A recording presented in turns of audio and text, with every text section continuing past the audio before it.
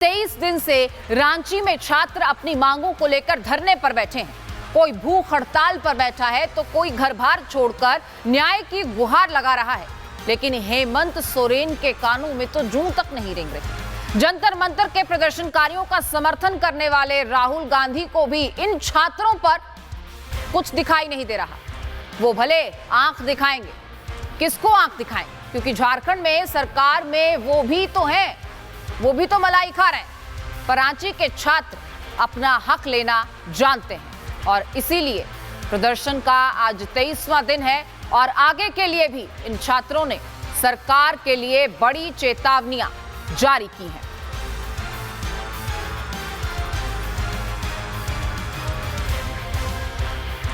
तो देखिए, रांची के छात्रों के हक की आवाज 15 अगस्त को पूरे देश ने सुनी भी और देखा भी। कैसे हाथ में तिरंगा लिए ये छात्र सड़क पर उतरे और पेपर लीक से इन्होंने आजादी मांगी। लेकिन इनका आक्रोश अभी थमने वाला नहीं है और हेमंत सरकार को इन्होंने अल्टीमेटम दे दिया है।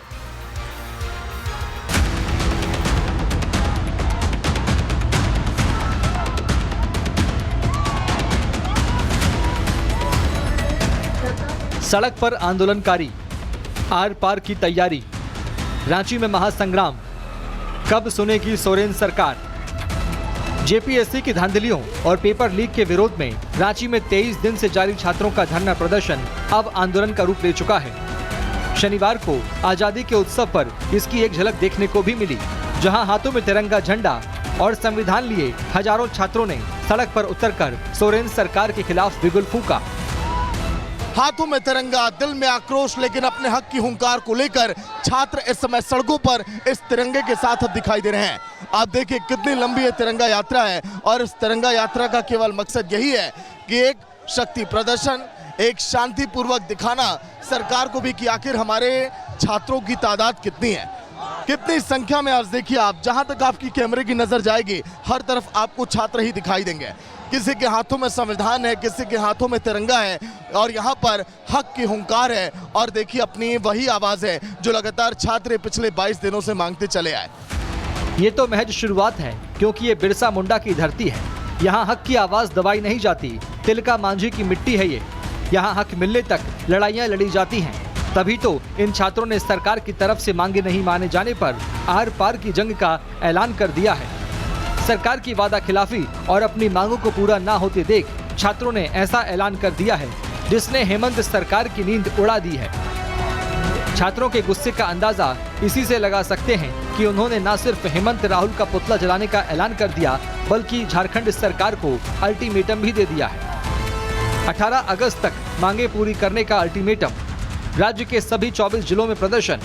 सीएम हेमंत और राहुल गांधी का पुतला फूकेंगे। 20 अगस्त को सीएम के घर का घेराव करेंगे।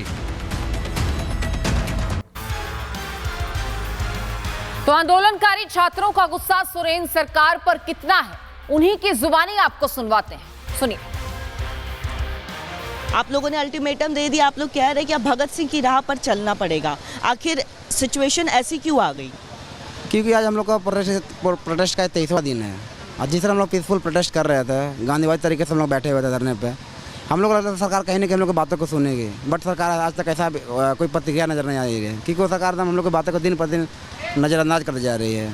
कल हम लोग फ्लैग मार्च भी निकाले, तो हम लोग विधानसभा घेराव करने के बाद आज तक सरकार के द्वारा कोई पत्र नहीं उनसे मिलने तक नहीं है। आखिर क्यों? कब तक हम लोग कहीं तरीके से बैठे रहेंगे? अब हम लोग को लगता है कि नहीं, कहीं ना कहीं भगत सिंह के रास्ते पर निकलना होगा। क्योंकि जिस तरह से गांधी तरीके से हम लोग बैठे हुए हैं, आज तक सरकार न हम लोग का आवाज़ के बारे में कुछ चर्चा करती है। कल 15 अगस्त तक हम लोग ऐसा उम्मीद था कि 15 अगस्त का हो सकता है सरकार हम लोग की बातों को कुछ मानेगी, कुछ ऐसा ठोस कदम उठाएगी, बट ऐसा कुछ भी नहीं हुआ। क्योंकि आज 23वां दिन हो गया हम लोग का आंदोलन का। कम से कम जो भूख हड़ताल में है उसको तो आके देखना चाहिए हेमंत सोरेन को, क्योंकि कभी कुछ हो जाएगा तो कौन जिम्मेदारी लेगी इसकी, कौन अकाउंटेबिलिटी उठाएगी? क्योंकि यहाँ पे 23वां दिन हो गई है और आज हम लोग पुतला दहन करने जा रहे हैं हेमंत सोरेन और राहुल गांधी का। राहुल गांधी, जब मैं जंतर मंतर में था वहाँ भी गया था प्रोटेस्ट में।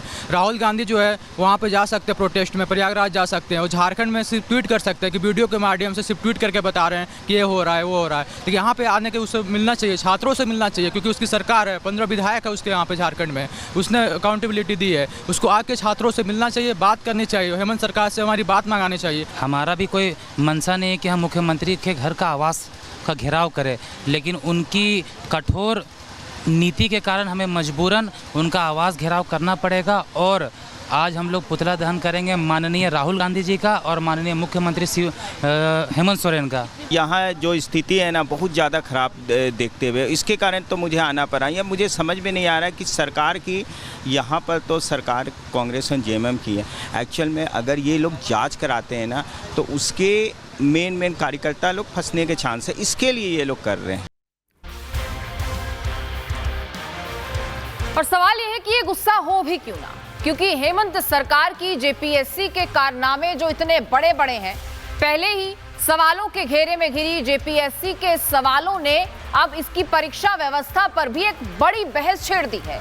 आरोप है कि एसीएफ मेंस के प्रश्न पत्र में एक दो नहीं बल्कि करीब 40 से 50 गंभीर भाषाई और वर्तनी संबंधी गलतियां थी। जैसे कि जेपीएससी है कि सुधरती नहीं, कठोर को कठोर, उबालने को जवालने और वाष्पीकरण को वाष्पीकरण लिखा। इसके अलावा सिद्धांत को सिद्धांत लिखा गया, संघीय को संचयी लिखा गया।